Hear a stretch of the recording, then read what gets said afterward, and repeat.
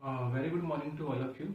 तो आज हम डिफरेंशियबिलिटी का एक काफ़ी ही कॉन्सेप्चुअल क्वेश्चन करने वाले हैं, जो कि कुछ इस तरह से है कि फंक्शन f जो है R2R है और फंक्शन की कुछ वैल्यूज दे रखी हैं अलग अलग ब्रांचेस पे। जब x नेगेटिव होगा, जब x की वैल्यू 0 से 1 होगी, 1 से 3 और 3 से बड़ी के लिए, ठीक है।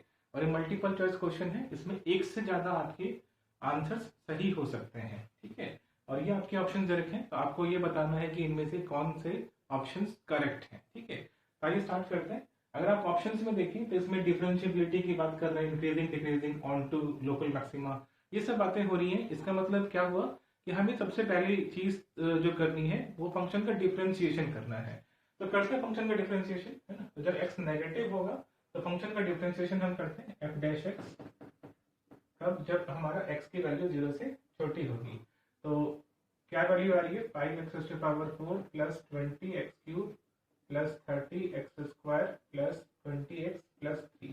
और ये कब है, जब हमारा x नेगेटिव होगा, ठीक है। अच्छा, इसको अगर हम ध्यान से देखें, 5 कॉमन ले लें। अच्छा, 3 को हम लिख सकते हैं 5 - 2।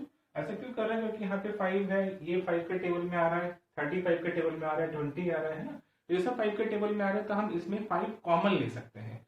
5 कॉमन ले लेंगे, ठीक है। 5 कॉमन ले लेंगे तो अंदर क्या बचेगा, x⁴ plus 4x³ plus 6x² plus 4x plus 1। अच्छा, जो कि 1 प्लस x⁴ का बाइनोमियल एक्सपेंशन है, ठीक है। तो हम डायरेक्टली यहाँ पे लिख सकते हैं कि ये आपका 1 प्लस x⁴ का बाइनोमियल एक्सपेंशन लिखा हुआ है और फिर -2 लिखा है, ठीक है। तो ये आपका डेरिवेशन है जब हमारी x की वैल्यू नेगेटिव होगी, ठीक है। x नेगेटिव होगा तब आपका डेरिवेशन ये है, ठीक है। दूसरे ब्रांच में आते हैं, जब x 0 से 1 के बीच में है तब f डैश x की वैल्यू क्या होगी, 2x - 1। ये कब है, जब हमारा x की वैल्यू 0 से 1 के बीच में लाई करती है। तीसरे ब्रांच में आते हैं, जब x की वैल्यू जब हमारी 1 से 3 के बीच में है तब डेरिवेशन की वैल्यू क्या आएगी। इसका डेरिवेशन करते हैं, ये पॉलिनोमियल फंक्शन है, तो क्या आएगा 2x, सॉरी यहाँ पे x³ है, तो 2x³ माइनस 8x प्लस 7, ठीक है। अच्छा, ये सबसे आखिरी वाले ब्रांच पे आते हैं, जब हमारा x 3 से बड़ा होगा, तो ये इसमें हम प्रोडक्ट रूल लगा सकते हैं, x - 2। ln ऑफ x - 2 का डिफरेंशिएशन क्या होता है, 1/x - 2 है ना। तो x - 2 और 1/x - 2 कैंसिल आउट होगी, 1 बचेगा, ठीक है। और प्लस ln ऑफ x - 2 और x - 2 का डिफरेंशिएशन क्या होगा, 1 माइनस x का डिफरेंशिएशन 1, 10/3 कांस्टेंट है। ये 1 से 1 कट गया, तो क्या डिफरेंशिएशन आया, ln ऑफ x - 2। ये कब है, जब हमारे x की वैल्यू 3 से बड़ी है, ठीक है। ये हमने डिफरेंशिएशन कर लिया, फर्स्ट डेरिवेटिव कर लिया, ठीक है। इसके बाद हम सेकंड डेरिवेटिव भी करते हैं। सेकंड डेरिवेटिव पे आते हैं, f डबल डैश x की वैल्यू देखते हैं क्या आ रही है।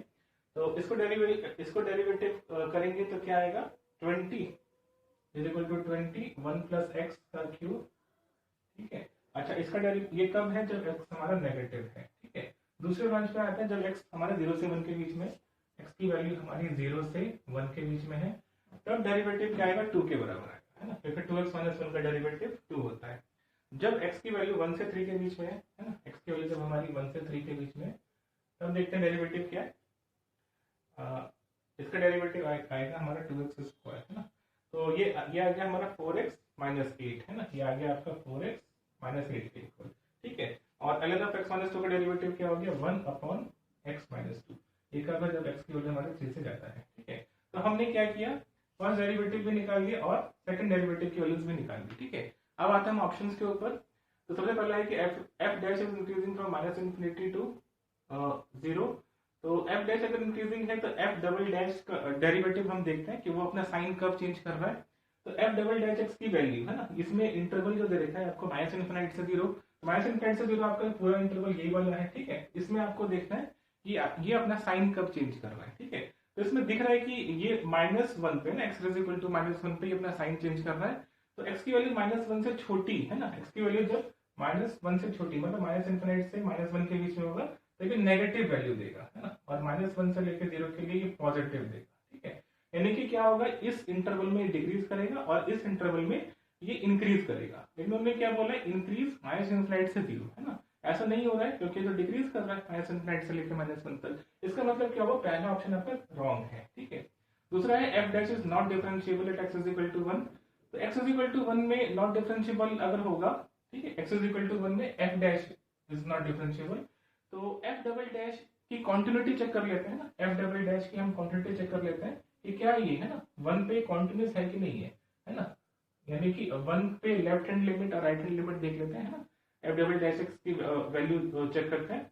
तो एफ डबल डैश 1 माइनस 2 के बराबर है ना, ये आपका 2 के बराबर है, और ये क्या है, ये 4 इंटू 1 माइनस 4 है ना, कि माइनस 4 के बराबर है, तो दोनों बराबर नहीं है ना, दोनों बराबर नहीं है, कॉन्टिन्यूस ही नहीं है, इसका 1 पे कॉन्टिन्यूस ही नहीं है, इसका मतलब क्या हुआ, नॉट डिफरेंशिएबल होगा, और वही इन्होंने पूछा है, ठीक है, इसका मतलब ये आपका ऑप्शन करेक्ट है, ठीक है। सी ऑप्शन पे आता है F is onto. Onto का मतलब क्या हुआ, ऑन टू तब होता है जब हमारा कोडोमेन है ना, कोडोमेन और रेंज आपका बराबर हो, है ना, कोडोमेन और रेंज आपका बराबर हो। कोडोमेन क्या दे रखा है, कोडोमेन आपको ऑल रियल दे रखा है। रेंज देखते हैं क्या फंक्शन का रेंज भी क्या सारे के सारे रियल नंबर सारे हैं, तो देख लेते हैं, चेक कर लेते हैं। जब x नेगेटिव होगा तो इसकी वैल्यू माइनस इन्फिनिट से शुरू होगी, और जब x की वैल्यू 0 होगा तब ये 1 तक जाएगी। माइनस इन्फिनिट क्यों जाएगी, क्योंकि ये x में और डिग्री का पॉलिनोमियल है और x की वैल्यू नेगेटिव है ना, तो माइनस इन्फिनिट पे x की वैल्यू माइनस इन्फिनिट पे इसका जो वैल्यू आएगा रेंज वो माइनस इन्फिनिट आएगा, है ना, और x की वैल्यू 0 पे ये वैल्यू आपकी 1 दे रहा है, ठीक है। सेम ऐसे इसमें चेक करते हैं, जब x की वैल्यू जब हमारी 3 होगी तो क्या हो जाएगा, माइनस 3 प्लस 10/3, यानी कि जो कि 1/3 है, इसका रेंज जो आएगा आपका 1/3 से लेकर इन्फिनिट तक। अगर हम दोनों की बात करें, यानी कि पूरे डोमेन की बात करें, माइनस इन्फिनिट से लेकर प्लस इन्फिनिट के जो डोमेन जो ले रहे हैं हम, तो उसमें रेंज जो निकल के आ रहा है वो भी माइनस इन्फिनिट से प्लस इन्फिनिट आ रहा है। इसका मतलब क्या होगा, फंक्शन हमारा ऑन टू है ना, इसका मतलब क्या है, रेंज भी हमारा ऑल रियल नंबर है, ठीक है ना, दोनों ब्रांचेस पे हमने देख लिया। उसके बाद ऑप्शन डी पे आते हैं, F dash is local maxima at x is equal to 1। तो x इज इक्वल टू 1 पे लोकल मैक्सिमा है, एफ डैश की वैल्यू की बात चल रही है, तो एफ डबल डैश एक्स का साइन देखते हैं, एफ डबल डैश एक्स का साइन क्या चेंज हो रहा है, x इज इक्वल टू 1 पे, तो x इज इक्वल टू 1 का लेफ्ट हैंड वैल्यू है, लेफ्ट हैंड लिमिट जो है वो 2 के बराबर है, और राइट हैंड जो है वो 4x माइनस 8 है, ठीक है। x की वैल्यू 1 पुट करते हैं, तो ये क्या हो जाएगा, ये आ जाएगा एफ डबल डैश 1 प्लस, है ना, वो आ गया आपका -4, और एफ डबल डैश 1 माइनस जो है वो आपका 2 के बराबर है। तो ये क्या हो रहा है कि पॉजिटिव से नेगेटिव जा रहा है ना, क्या हो रहा है, पॉजिटिव टू नेगेटिव जा रहा है, डेरिवेटिव की वैल्यू पॉजिटिव से नेगेटिव का मतलब ग्राफ जो है ऐसा बनेगा, है ना, एफ डैश एक्स का जो ग्राफ ऐसा बनेगा, ठीक है। डेरिवेटिव का ग्राफ आपका ऐसा बन रहा है, ये डेरिवेटिव है, ठीक है। तो क्या हो रहा है कि पॉजिटिव से नेगेटिव की तरफ जाए, इसका मतलब क्या है, यहाँ पे ये मैक्सिमम वैल्यू दे रहा है, एक्स इज इक्वल टू 1 पे क्या होगा, ये मैक्सिमम वैल्यू देगा, है ना, एक्स इज इक्वल टू 1 पे, क्योंकि x इज इक्वल टू 1 के लेफ्ट हैंड साइड पे क्या है, पॉजिटिव है स्लोप, और x इज इक्वल टू 1 के राइट हैंड साइड पे क्या है, स्लोप नेगेटिव है, ठीक है। तो जब स्लोप अगर पॉजिटिव से नेगेटिव की तरफ जाता है तो वहां पे आपकी लोकल मैक्सिमा की वैल्यू होती है, और वही उन्होंने पूछा है ना, एफ डैश के बारे में पूछा था, इस वजह से हमने एफ डबल डैश एक्स पे देखा, ठीक है। इसका मतलब आपका ऑप्शन डी भी करेक्ट है, ठीक है। तो ये आपका पूरा सॉल्यूशन है। Hope this answered your question, thank you very much.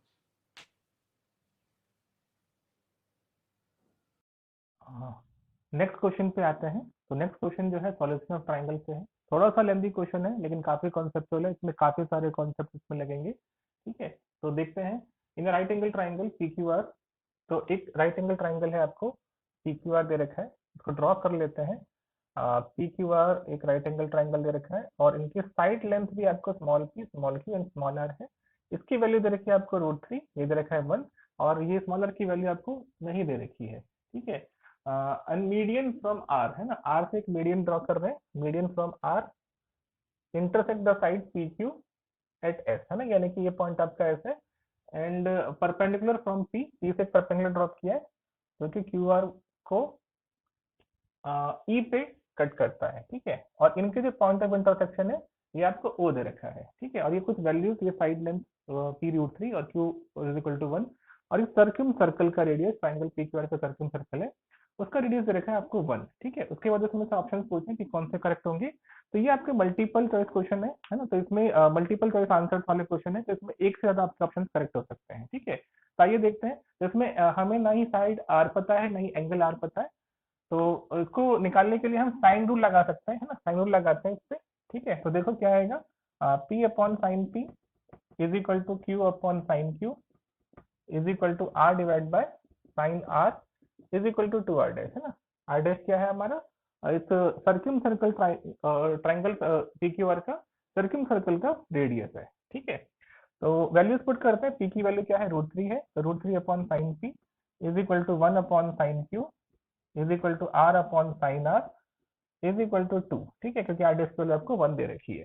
तो इससे आपका साइन पी की वैल्यू आ जाएगी, साइन पी आ जाएगा आपका √3/2 और साइन क्यू आ जाएगा आपका 1/2, ठीक है। तो जब साइन पी के लिए √3/2 है तो एंगल पी की दो पॉसिबल वैल्यूज है, 60 डिग्री और 120 डिग्री, ठीक है। सेम ऐसे एंगल क्यू अगर 1/2 है तो एंगल क्यू की भी दो पॉसिबल वैल्यूज है, 30 और 150 डिग्री, ठीक है। ये दोनों का कॉम्बिनेशन पॉसिबल नहीं है क्योंकि ट्राइंगल का एंगल एक्सीड कर जाएगा 210 से, ठीक है। ये तो होगा ही नहीं, ठीक है, कि इन दोनों के भी कॉम्बिनेशन पॉसिबल नहीं है।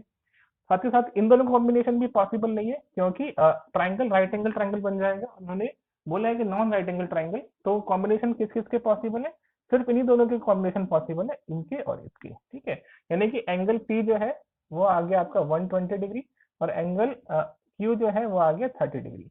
अगर एंगल पी एंगल क्यू हम मार्क कर लेते हैं एंगल पी को 120 डिग्री और एंगल क्यू को 30 डिग्री, तो ऑटोमेटिकली एंगल आर भी आपका 30 डिग्री आ जाएगा, ठीक है।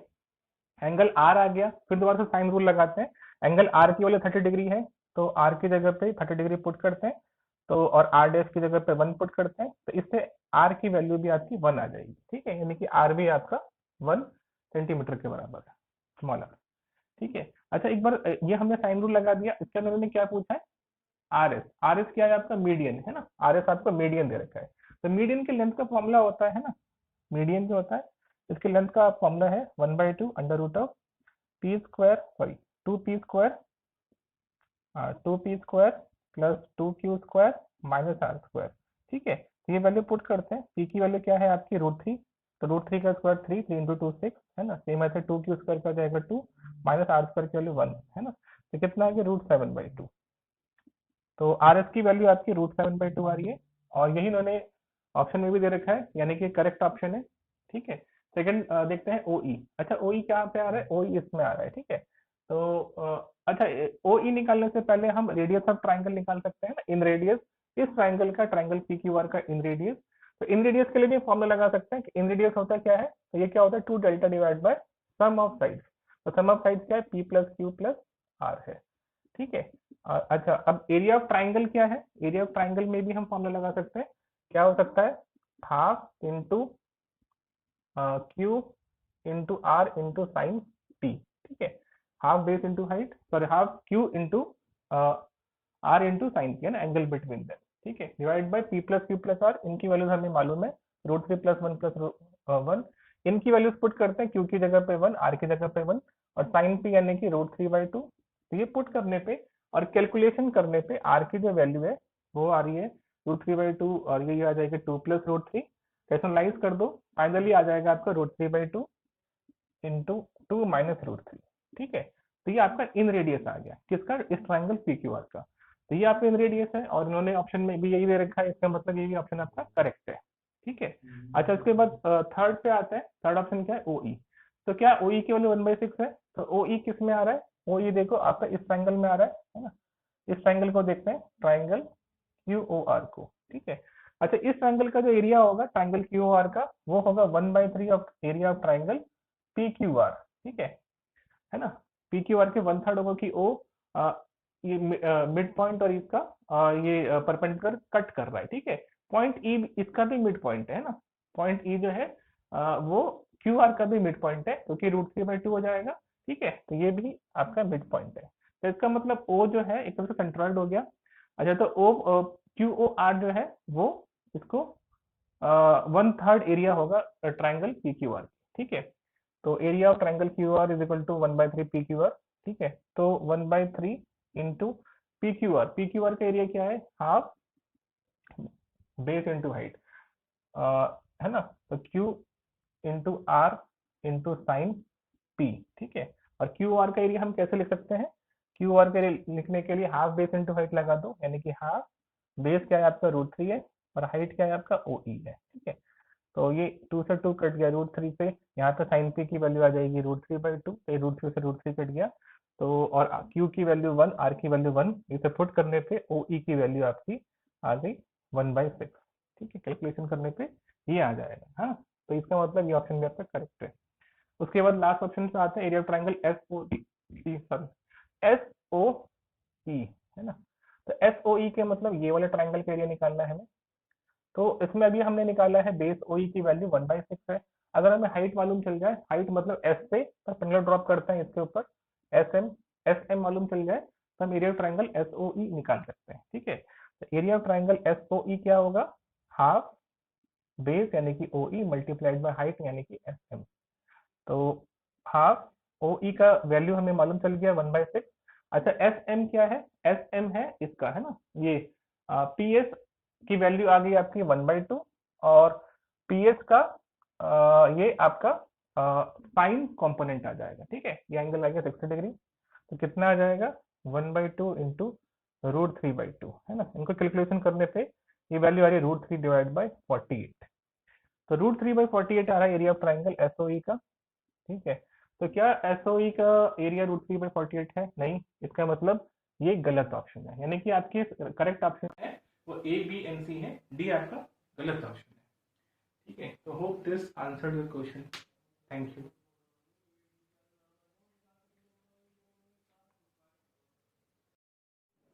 हाँ, तो आइए हम क्वेश्चन नंबर 3 की तरफ आते हैं, जो कि डेफिनेट इंटीग्रेशन का प्रॉपर्टी बेस्ड एक बहुत ही अच्छा क्वेश्चन है। तो लगाते हैं प्रॉपर्टी, है ना। तो प्रॉपर्टी क्या है कि 0 से लेके π/2 अगर f ऑफ x dx है, तो वो 0 से लेके π/2 f of π/2 minus x dx के बराबर होता है, ठीक है। ये प्रॉपर्टी हम इसमें लगा सकते हैं। तो cos थीटा जो है वो cos ऑफ π/2 माइनस थीटा यानी कि sin थीटा हो जाएगा, sin थीटा आपका cos थीटा बन जाएगा, ठीक है। तो इंटीग्रल की जो वैल्यू है वो क्या आ जाएगी, i = 3 क्योंकि कांस्टेंट है बाहर आ गया, 0 से लेके π/2, ये आ जाएगा root of sine theta divide by root of cos theta plus root of sine theta raise to power 5, ठीक है।